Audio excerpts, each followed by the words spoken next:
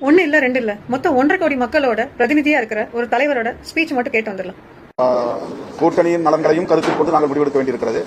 கட்சியின் நலன்கள் எவ்வளவு முக்கியமானதோ அதை போல நாங்கள் அங்க வகிக்கக்கூடிய கூட்டணியின் நலன்களும் முக்கியமானது.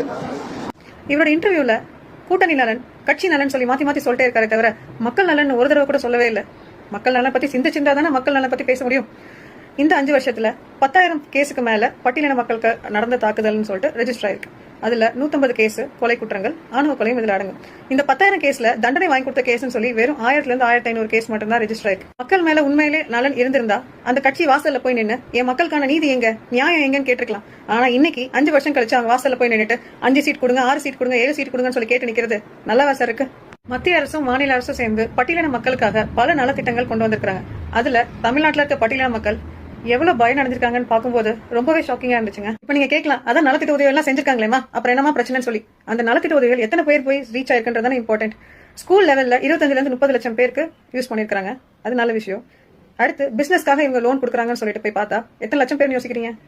லட்சத்துல எல்லாம் இல்லைங்க, வெறும் 1303 பேருக்கு இந்த பிசினஸ் லோன் போயிருக்கு. அதே மாதிரி ஃபாரின்ல போய் படிக்கிறதுக்கு எத்தனை பேருக்கு உதவி பண்ணிருப்பாங்கன்னு நினைக்கிறீங்க? 150 இருந்து 190 பேருக்கு உதவி பண்ணிருக்காங்க. 1.5 கோடி மக்கள்ல வெறும் 30 இருந்து 35 லட்சம் மக்களுக்குள்ளதான் யூஸ் பண்ணிருக்காங்க சொல்லும்போது அங்க எங்கெங்க இருக்கு டெவலப்மெண்ட்?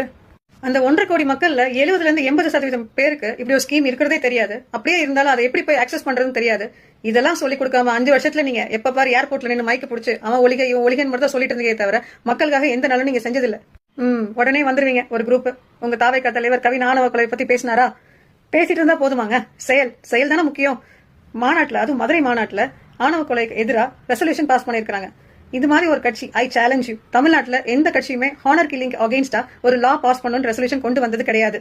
மற்ற கட்சியெல்லாம் மக்களை ஓட்டா பார்க்கும்போது தாவேகா மட்டும்தான் மக்கள் நலன்ல இம்பார்ட்டன்ட் காட்டியிருக்காங்க. அதுக்கு ஆதரிக்கிற விதமா தான் அவங்க சாதிவாரி கணக்கெடுப்பை ஆதரிச்சிட்டு இருக்காங்க.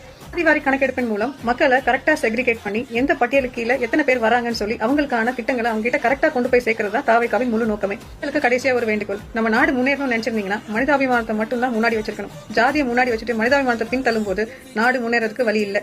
தாவேகா மனுஷங்களை முன்னாடி வைக்கிறாங்க. அவங்களுக்கு பார்த்து உங்க ஓட்டு போடுங்க. தளபதியின் சொந்தங்களுக்கு இந்த வீடியோ பாருங்க, ஷேர் பண்ணுங்க, முடிஞ்ச அளவுக்கு வீட்டுல இருக்க பெரியவங்ககிட்ட காட்டுங்க.